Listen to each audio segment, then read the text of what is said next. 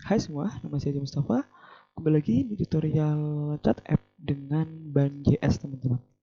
Di video kali ini kita akan mulai untuk menghandle bagaimana ketika user join ke chat app kita gitu.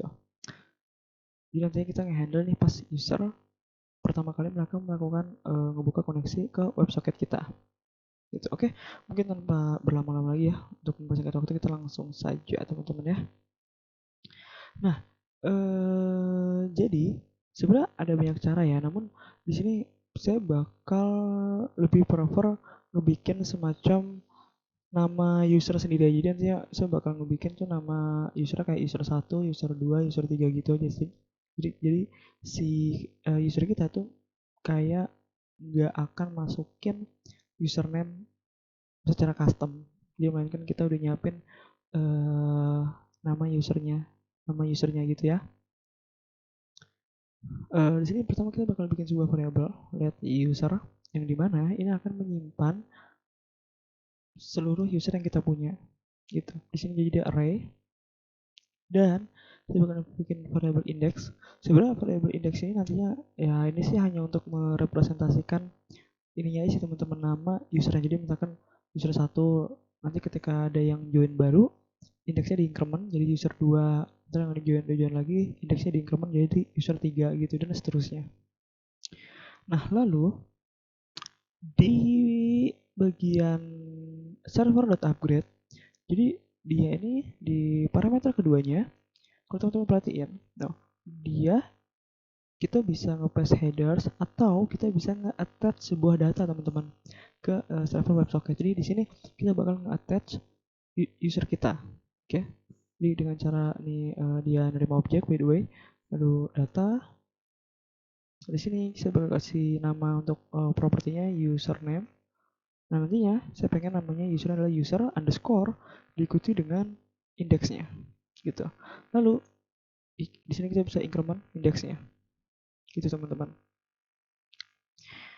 Oke, jadi di sini kita sudah nantinya kita bakal punya user aja misalkan namanya kayak uh, user 1 gitu ya, habis nanti user 2, user 3 dan seterusnya teman-teman. Jadi pada dasarnya nama usernya itu tidak dimasukkan sendiri melalui inputan ya, melainkan kita udah nyiapin nama usernya masing-masing gitu. Untuk sementara gitu aja, nanti ya kalau ketika ada jadi mungkin teman-teman mau mencoba ekspor jadi terserah kalian. Oke, jadi di WebSocket kalau misalkan kita buka dokumentasinya ban ya, coba kita buka ban. Nah di bagian WebSocket, nah teman-teman perhatiin WebSocket itu punya beberapa properti ya, beberapa properti metodenya, ada message, ada open, ada close, dan drain. Nah, namun untuk sementara kita bakal gunain dua ini, yaitu open dan message. Nah, open ini itu dipanggil ketika kita melakukan koneksi WebSocketnya. Jadi untuk pertama kali, biasanya open ini akan berjalan. Dan message ini biasanya ketika kita nantinya mulai ngelakuin chatnya teman-teman, chat app-nya. Misalnya pas kita ngirim chat, nah kita bisa ngelakuin itu melalui message. Dan mereka juga selalu ngebawa ini parameter WS, di mana WS ini ya pada dasarnya WebSocket yang ini. Jadi nantinya kita bisa mengakses properti data yang ada di sini teman-teman. Gitu. Oke.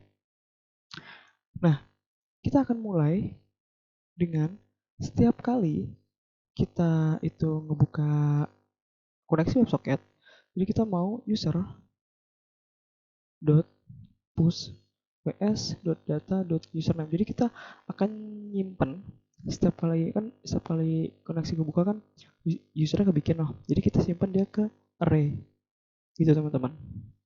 Nah setelah kita nyimpen dia ke array, kita bisa kirim deh datanya ws.send dengan metode namanya send. Kalau teman-teman perhatiin loh, send message to the client, oke. Lalu, nah, namun di sini kita mesti ngelakuin JSON.stringify. Jadi kita convert datanya itu ke JSON. Nah, di sini saya bakal misalnya convert data objeknya ke string JSON, tapi nantinya di klien kita convert balik dia ke objek gitu teman-teman. Nah, di sini kita bakal ngirim dua buah properti, pertama type dan kedua datanya.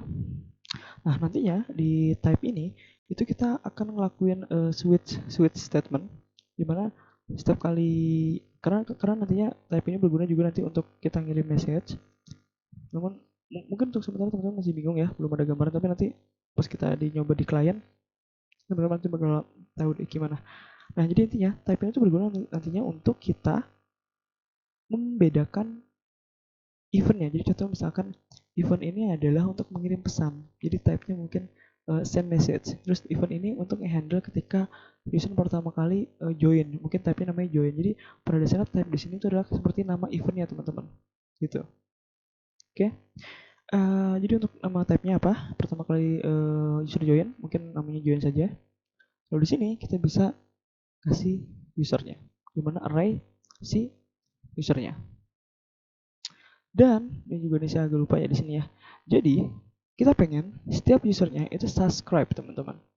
Subscribe ke sebuah topik, dimana kita kasih namanya chat gitu. Oke, mungkin teman-teman masih bingung nih apa nih maksudnya apa ya. Nantinya ini berguna untuk kita nge-broadcast. Waduh, apalagi itu broadcast ya.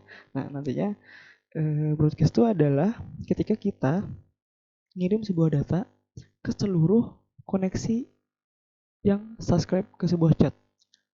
Teman-teman bisa pikirin seperti channel YouTube. Ketika kita subscribe ke sebuah channel YouTube dan si YouTuber itu upload sebuah video baru, kita pasti dapat notifikasi kan. Nah, kurang lebih seperti itu. Oke. Oke, mungkin teman-teman bingung nih ya nih, kita cuma masih ngoding di back end, kita belum ada tampilan segala macam. Oke, mungkin kita langsung pindah ke front end kita. Nah, ini kan pas kita video pertamanya. Nah, di sini kita bakal ubah ini menjadi message karena kita kan ada message baru di sini ya, dimana di sini kita nge-send data usernya. Di sini kita bisa tulis socket.add event listener message.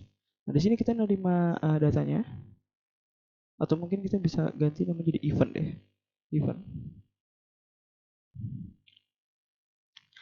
Nah, lalu kalau misalkan saya coba console.log eventnya, saya coba kita jalanin ininya, run index.js, enter, lalu kita coba buka localhost 3000 dan kita lihat di ini.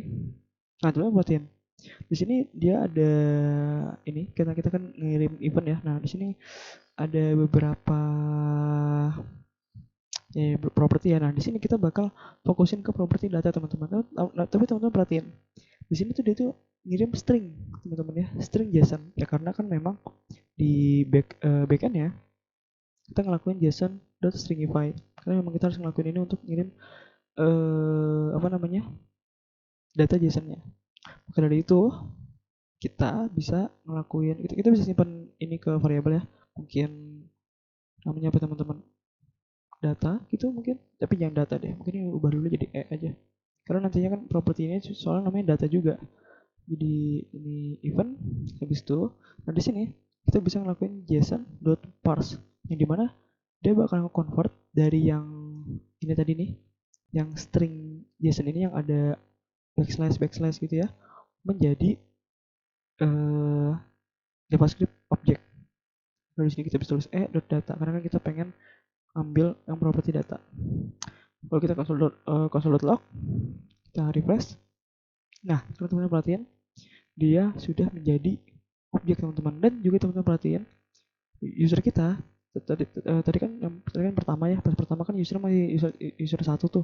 Nah, sekarang pas tadi kita refresh, dia sekarang di increment jadi user 2 gitu teman-teman. Oke. Nah, sekarang kita bakal handle pas si usernya join.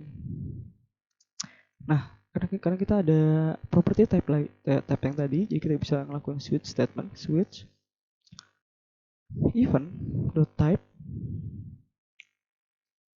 Di sini kita bakal ngecek pas case join, karena kan memang kita ada di join ya. Ini break. Nah, di sini kita bisa aja langsung nulis codingan untuk add usernya, namun saya bakal pisah ke function yang berbeda. Function add user, 5 usernya, dan kita bisa copy yang bagian ini ya, bagian user ini ya. Kita bisa copy aja, atau teman-teman cut aja deh. Cut. Ya, kita ambil dulu ininya, user listnya. Jadi di sini let user list dokumen dot query selector titik user list. Lalu di sini kita bisa let elemen, untuk elemennya kita bisa gunain backslash ya. By the way, backslash itu ada di deket escape teman-teman ya, yang kayak tanda petik gitu.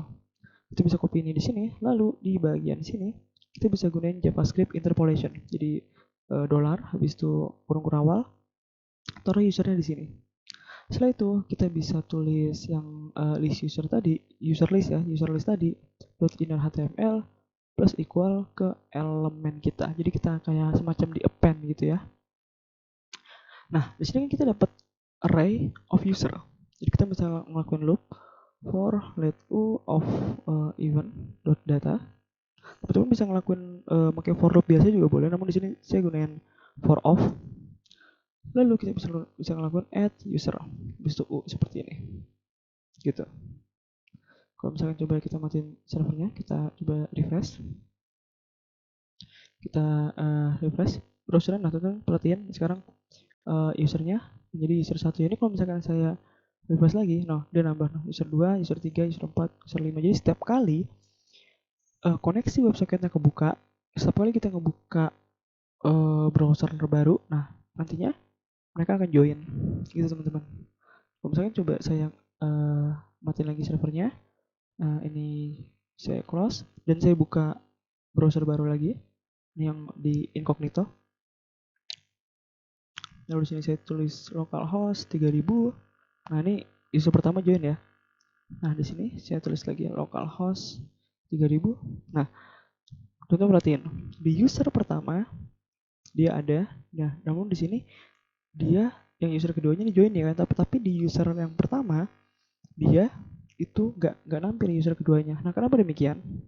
Karena kalau teman-teman perhatiin codingannya yang di backendnya, nah pas ketika koneksi WebSocketnya kebuka, kita kan nge-push nih user baru yang WS data username. Jadi user pertama nih ke-push nih, ya kan? User pertama nih ke-push. Nah, lalu kita send datanya. Send datanya ya kan ke type join.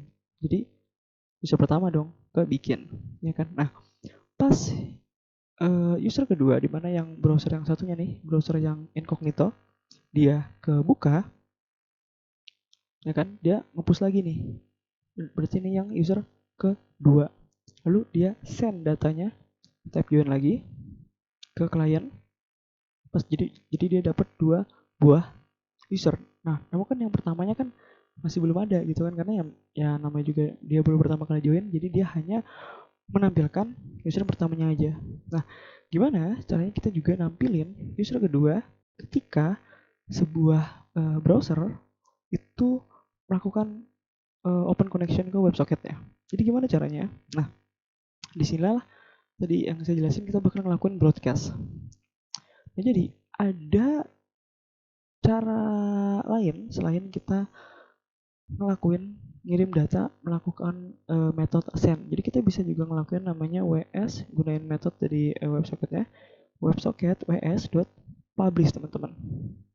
Nah, kalau teman-teman perhatiin baca penjelasannya, jadi send message to a subscriber of the topic. Nah, jadi setiap kali kita ngebuka koneksi WebSocket, klien kita itu kan akan subscribe ke sebuah topik namanya chat, ya kan?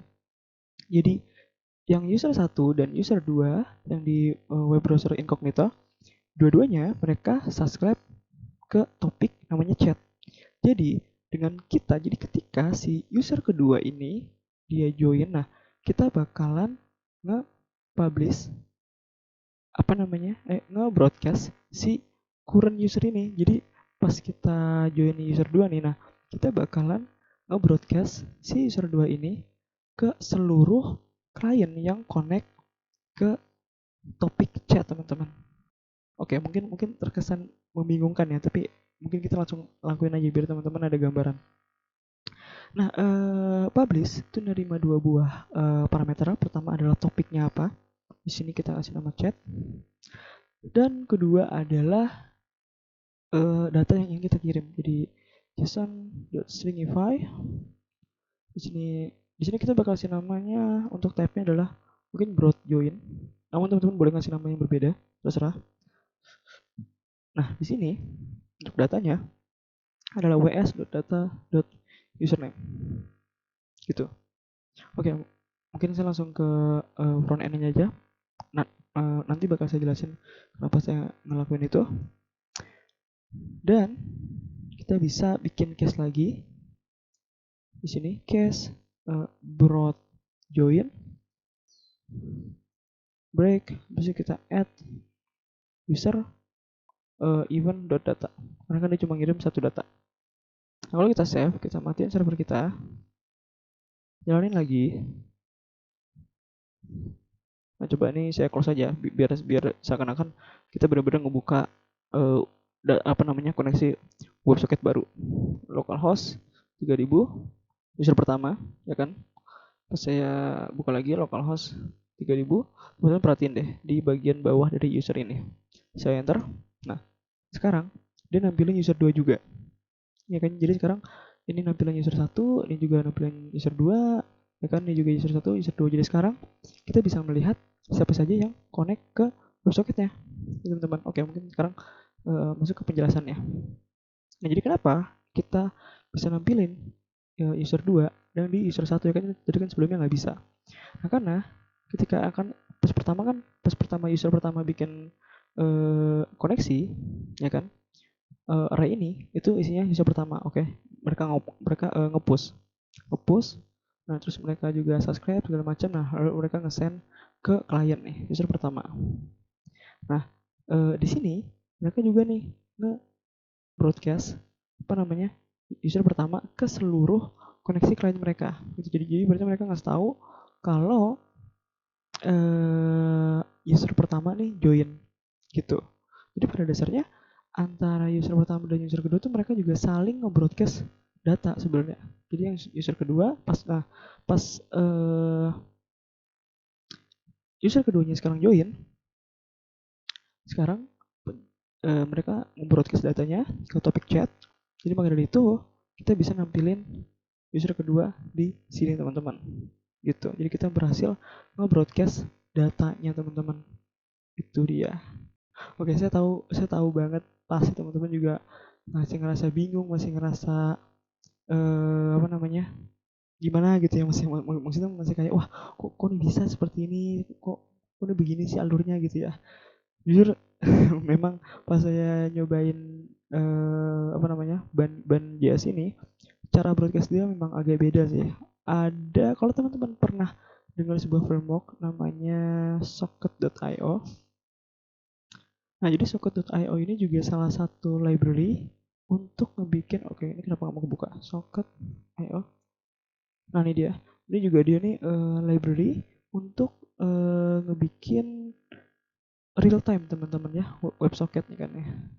Nah, jadi dia nih buat real time juga. Oke, ini mungkin internet saya lagi nge-lag, tapi sebenarnya bisa coba ini. Nah, dia agak berbeda sih dengan Banjs, WebSocketnya bawaan Banjs, karena Socket.io itu dia library, jadi mereka punya banyak fitur yang mungkin nggak ada di WebSocket bawaan dari Banjs ini. Jadi waktu itu pas, karena mungkin saya biasanya pakai Socket, ya pas nyoba punyanya Banjs ini agak beda, tapi setidaknya cara kita ngelakuin broadcastnya ya seperti ini teman-teman gitu. Jadi kita kirim ke kliennya, lalu kita kirim juga ke semua koneksi yang subscribe ke topiknya.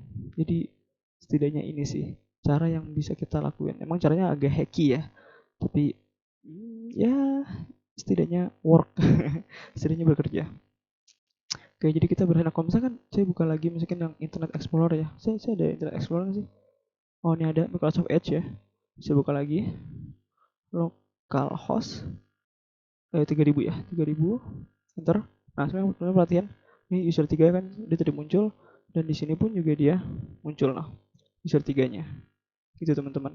Jadi sekarang kita sudah berhasil broadcast, mengasih tahu bahwa setiap kali ada kita buka koneksi berarti usernya join gitu. Walaupun memang nama usernya nih kita kasih nama, masa langsung kasih namanya user 1, user 2, user 3 gitu ya.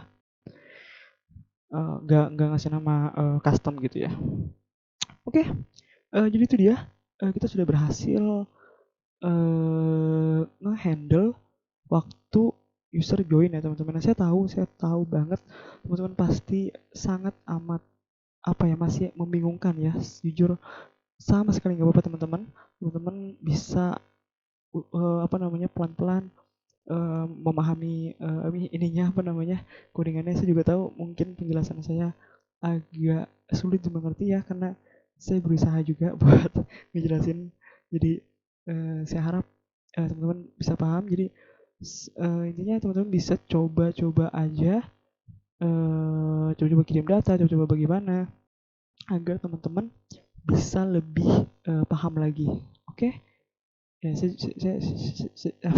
ibaratnya saya juga mungkin ngejelasinnya kecepatan atau bagaimana, jadi mohon maaf, benar-benar saya mohon maaf banget. Oke, jadi itu dia. Di video kali ini kita sudah berhasil menghandle ketika usernya itu join ya teman-teman ya. Jadi mungkin oh ya, saya juga mohon maaf videonya jadi kepanjangan ya nih, mohon maaf juga ya. Makanya kenapa saya ngomongnya agak cepet, karena emang lebih pengen videonya itu agak singkat teman-teman, tapi jadinya takutnya teman-teman juga nggak paham. Jadi sekali lagi mohon maaf ya teman-teman ya. Oke. Jadi mungkin di video selanjutnya kita akan mulai untuk mengirim message ya teman-teman ya. Karena kan kalau misalnya di sini kita ada nah ini dia untuk ngirim message-nya. Jadi nanti dia bakal nampilin di sini.